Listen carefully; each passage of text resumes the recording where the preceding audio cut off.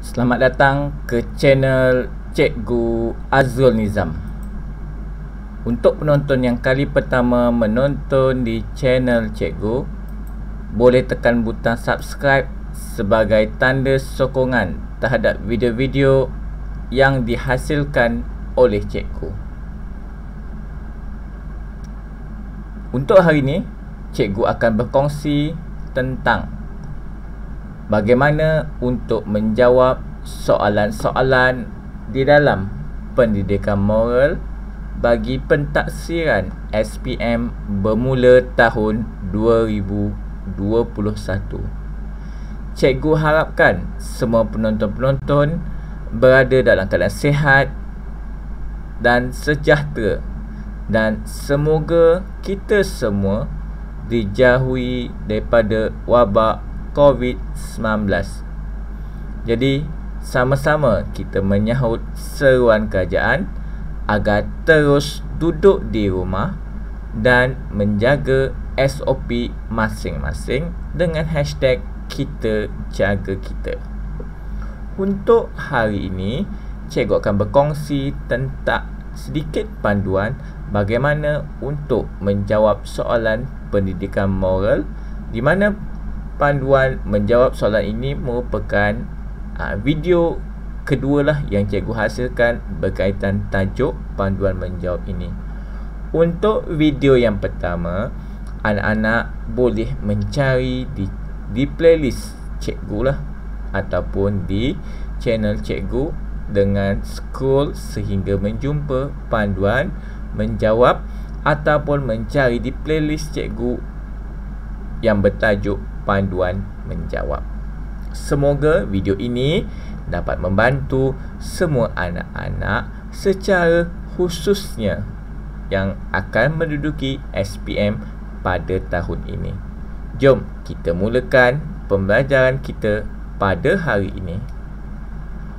Untuk hari ini, cikgu akan menekankan tentang bahagian A.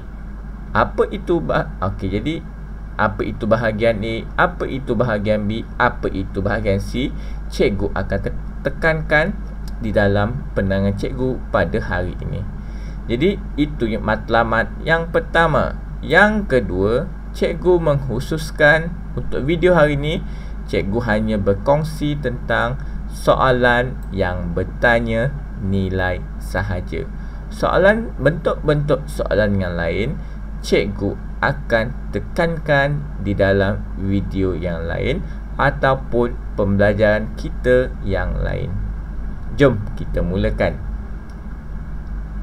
Okey, sebelum kita mengetahui tentang apa soalan, apa contoh soalan, apa contoh jawapan, bagaimana soalan itu ditanyakan, jom kita sama-sama mengulang kaji tentang format pentaksiran SPM bermula pada tahun 2021. Format ini dikeluarkan oleh Lembaga Peperiksaan Malaysia. Jadi ia akan menjadi rujukan utama bagi semua calon-calon yang akan menduduki SPM dan menjadi rujukan utama kepada semua cikgu-cikgu apabila kita mengajar di dalam kelas. Kita lihat apakah jenis instrumen. Instrumen bagi pentaksiran SPM adalah ujian bertulis sahaja. Ia membawa maksud, ujian bertulis, ia membawa maksud bahawa pendidikan moral ini tiada kerja khusus lagi. Jadi 100% maka calon-calon peperiksaan SPM diambil semasa ujian bertulis ini dijalankan. Jadi tak ada tambahan markah daripada kerja khusus, tak ada tambahan markah daripada aspek-aspek yang lain lah. Jadi apa yang awak jawab, apa yang calon-calon jawab semasa peperiksaan SPM itu, itulah yang akan keluar di dalam slip peperiksaan ataupun sijil SPM awak nanti. Itu adalah jenis instrumen. Yang kedua, kita melihat jenis item. Apakah item yang akan ditaksir sewaktu SPM 2021 ini? Okey, item yang akan ditaksir adalah berbentuk subjektif. Subjektif. Apa yang dimaksudkan dengan subjektif? Subjektif membawa maksud soalan ialah soalan dan jawapan kosong. Maksudnya soalan ditanyakan, jawapan tiada pilihan. Semua soalan yang ditanya perlu jawablah bergantung kepada bahagian masing-masing. Jadi soalan adalah berbentuk subjektif respon terhad. Respon terhad ni maksudnya ialah semua soalan, semua jawapan, semua respon adalah berdasarkan buku, teks dan berdasarkan di SKP. Okey, yang kedua, jenis item kita adalah respon terbuka. Apa yang dimaksudkan dengan respon terbuka? Jadi respon terbuka maksudnya semua jawapan yang logik, semua jawapan yang bermoral boleh diterima. Konsepnya ialah semua jawapan calon-calon pendidikan moral mestilah jawapan yang positif dan menyokong semua dasar-dasar kerajaan. Mana-mana soalan yang tidak menyokong dasar kerajaan dianggap tak membantulah calon untuk mendapat markah yang baik. Okay, yang ketiga, kita tengok bilangan soalan. Berapa bilangan soalan? Soalan kita bahagikan kepada tiga bahagian. Kita ada bahagian A, kita ada bahagian B dan kita ada bahagian C. Kita lihat apa yang ada dalam bahagian A. Di dalam bahagian A, kita ada 5 soalan. 5 soalan, 50 markah dan calon perlu menjawab semua soalan. Soalan bahagian A adalah soalan struktur. Struktur, apabila kita sebut tentang struktur, kita ada soalan contoh, soalan 1, lepas tu kita ada anak dia. Kita ada 1A, 1B, 1C dan seterusnya lah, bergantung kepada soalan tersebut. Ada paling banyak saya pernah jumpa soalan di dalam buku-buku latihan sehingga E kan. Ada yang sampai C sahaja, tak pernah lagi saya jumpa sampai B. Jadi itu boleh dijadikan panduan kepada semua calon apabila membuat latihan dan sebagai persediaan untuk menghadapi SPM nanti. Jadi ini membawa maksud satu bahagian membawa 10 markah 5 soalan. Satu soalan membawa maksud 10 markah, 5 soalan membawa 50 markah. Jadi dekat bahagian sini awak perlu menjawablah dengan baik, kerana di sini akan ada respon terhad, ada respon terbuka dan ada juga soalan berbentuk aras tinggi ataupun berbentuk kebat. Jadi dekat sini yang akan menentukan awak mendapat A ke, A minus ke ataupun A plus. Soalan bahagian B. Yang kedua, kita ada soalan bahagian B. Dalam bahagian B kita ada 2 soalan. Satu soalan membawa 10 markah. Walau bagaimanapun calon boleh memilih untuk menjawab satu soalan sahaja ataupun menjawab kedua-dua soalan. Cadangan saya, jawab sahaja satu soalan. Cadangan saya kan, jawab satu sahaja soalan tetapi kita maksimumkan jawapan kita. Maksimumkanlah jawapan awak. Tak payah jawab dua-dua soalan, kerana hanya markah tertinggi sahaja yang diambil. Awak jawab banyak-banyak dua-dua dapat 5, katakan 1 dapat 7, 1 dapat 8. Walaupun jumlah dia 15, tetapi markah yang diambil hanya 7 sahaja, kerana dia akan hanya mengambil markah yang tertinggi. Sebab apa? Sebab arahan soalan, calon-calon hanya perlu menjawab satu soalan sahaja, bukan 2 soalan. Okey, bahagian C kita ada 2 soalan juga, namun kita satu soalan membawa kita ada 2 soalan, tapi satu soalan membawa 20 markah, 2 soalan membawa 40 markah. Jadi jawab semua. Jadi dekat sini calon perlu berhati-hatilah. Jangan sampai tak cukup masa seronok sangat menjawab bahagian A dan B sehingga bahagian C tidak dijawab. Jadi tumpukan jugalah bahagian C ni, kerana bahagian C ini membawa 40 markah. Jadi 40 markah ni maksudnya 1/2/5. Kan? Jadi membawa maksud 40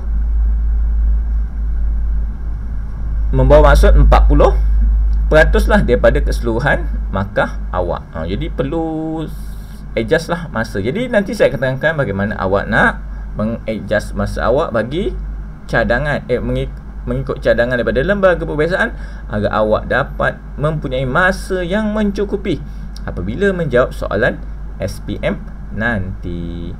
Yang keempat, jumlah markah.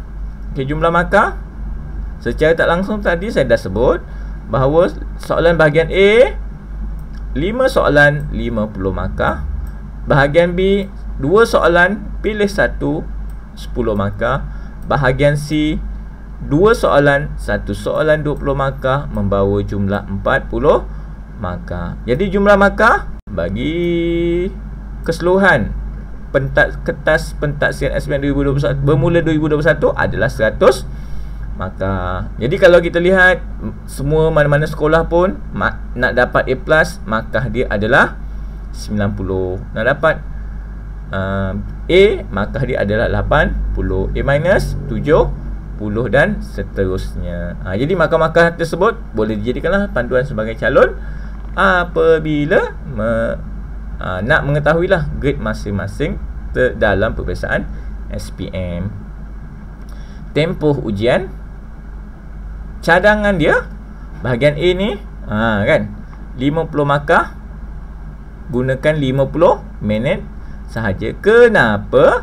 Sebab bahagian A soalan struktur. Soalan struktur dia punya jawapan lebih mudah dan boleh menggunakan jawapan-jawapan yang lebih pendek, padat dan mantap apabila menjawab soalan tersebut. Bahagian B dah mula soalan esei walaupun 10 markah, tapi masa yang dicadangkan ialah 20 minit. Begitu juga bahagian C 40 markah, tetapi masa dicadangkan adalah 80 minit. Sebab apa? Sebab di bahagian B dan bahagian C adalah soalan esei. Soalan esei maksudnya soalan adalah jawapan yang dikehendaki daripada calon-calon adalah jawapan yang lebih panjang berbanding bahagian A. Jadi bila ditambah-tambahkan cadangan masa ini, jumlah masa untuk semua calon menjawab peperiksaan adalah selama 2 jam 30 minit. Jadi gunakanlah masa ini sebaik mungkin.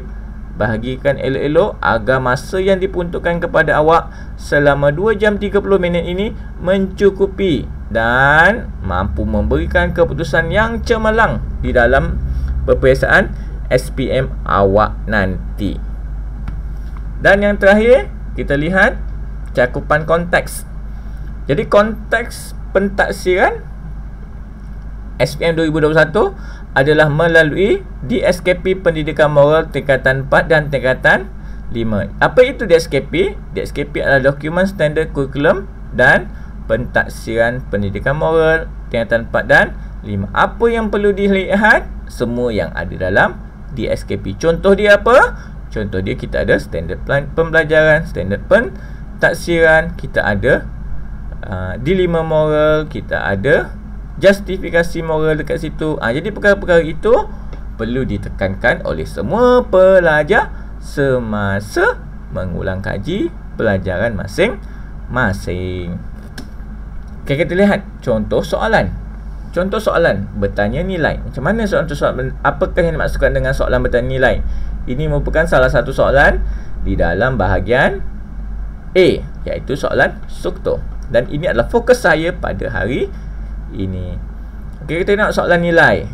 Okey, jadi soalan nilai betul paling senang sekali kita menjawab mengikut kehendak soalan. Soalan bertanya tentang nilai, jawab nilai sahaja. Tak perlu jawab perkara-perkara lain. Okey, yang kedua, menulis nilai yang betul. Jadi apa nilai yang betul? Jadi kita ada 18 nilai universal. Jangan tokok jangan tokok tambah dan jangan kurangkan nilai tersebut. Setiap perkataan, setiap frasa-frasa nilai itu perlu dihafal satu demi satu. Jangan berlaku sebarang kesilapan semasa menjawab.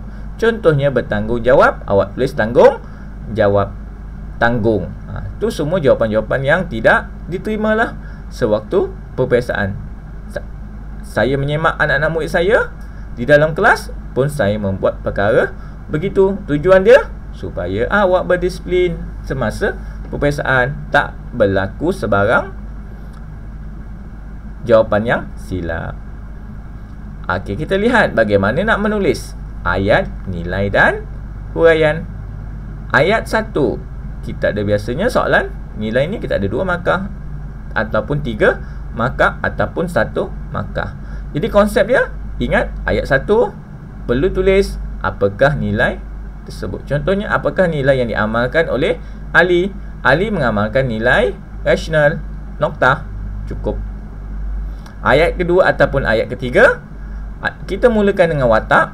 Contoh tadi, watak kita adalah watak Ali dan kita sambung dengan huraian. Huraian tersebut adalah berkaitan dengan situasi soalan.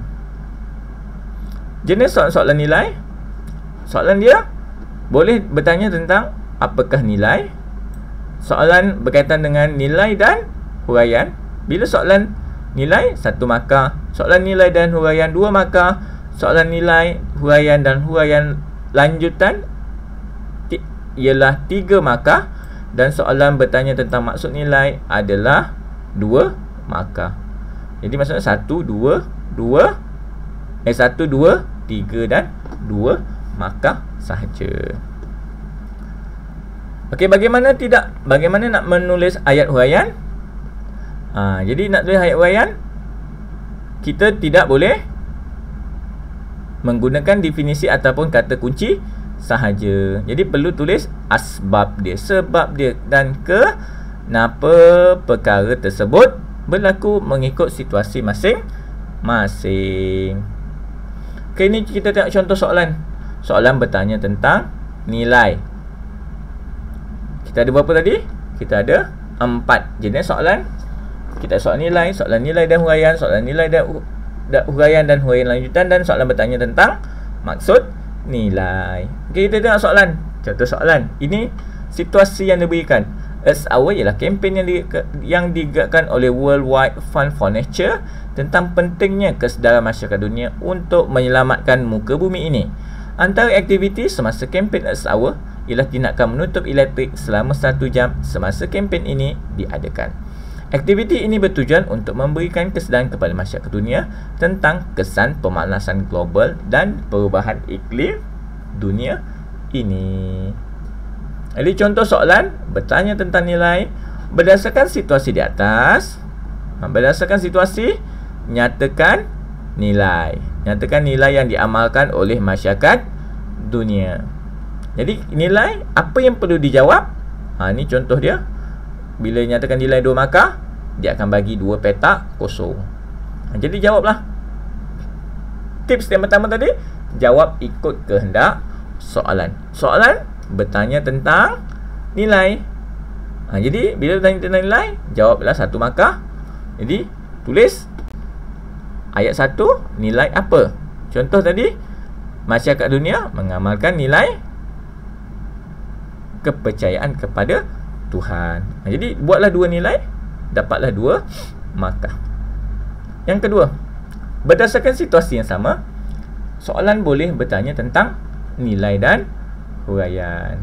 Kita tengok contoh soalan. Berdasarkan situasi di atas, huraikan nilai yang diamalkan oleh masyarakat dunia. Ni dah soalan yang jenis soalan yang kedua, soalan nilai dan huraian. Jadi apa yang perlu dijawab?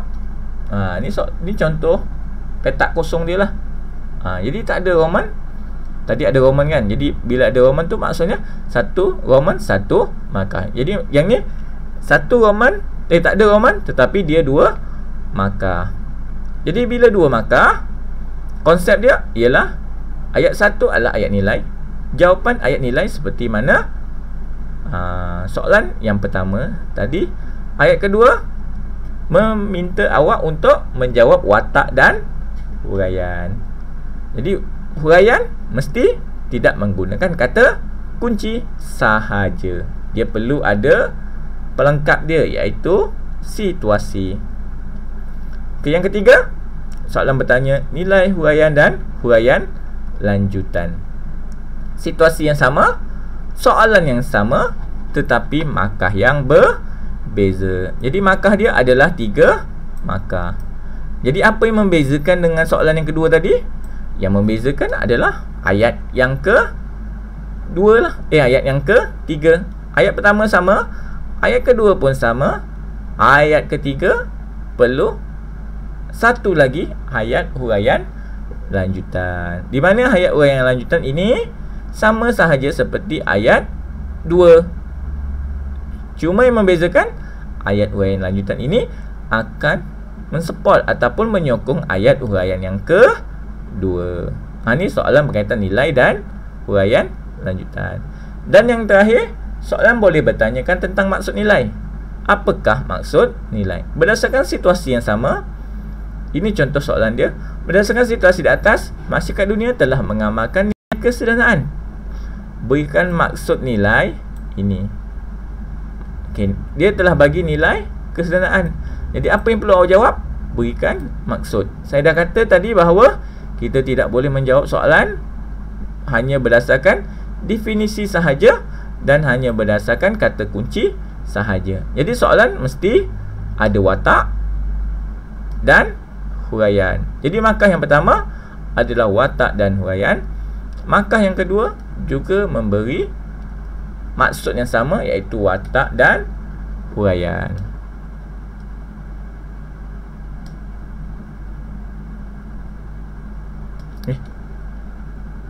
Saya dua kali copy paste ni. Okey, jadi ni sama juga nilai. Jadi maksudnya kita ada 4 soalan, 4 jenis soalan di dalam nilai. Soalan bertanya maksud nilai, soalan bertanya tentang nilai, soalan bertanya tentang nilai dan huraian, soalan bertanya tentang nilai, huraian dan huraian lanjutan. Jadi bagaimana cara menjawab? Panduan ni saya dah bagilah. Ayat pertama, kita ulang sedikit. Ayat pertama, nilai. Ayat kedua, watak dan huraian. Ayat ketiga, watak dan huraian. Semoga pendengar saya ini dapat membantu calon-calon untuk menjawab peperiksaan. Jika ada sebarang permasalahan, boleh ajukan kepada guru masing-masing lah kan. Kerana saya percaya semua cikgu, awak akan membantu awak untuk menjawab peperiksaan. Dan boleh juga tinggalkan komen di ruang YouTube saya. InsyaAllah jika diberi kelapangan, saya akan menjawab semua persoalan-persoalan yang diberikan, dan di Telegram saya juga. Semoga kita berjumpa lagi pada masa akan datang. Terima kasih kerana menonton, dan doakan saya terus sihat dan sejahtera agar saya dapat berkongsi semua ilmu-ilmu yang saya ada. Semoga perkongsian ini bermanfaat. Jangan lupa subscribe dan share channel saya. Jangan lupa subscribe channel saya dan share kepada semua kawan-kawan masing-masing. Semoga kita berjumpa lagi pada masa akan datang. Bye bye.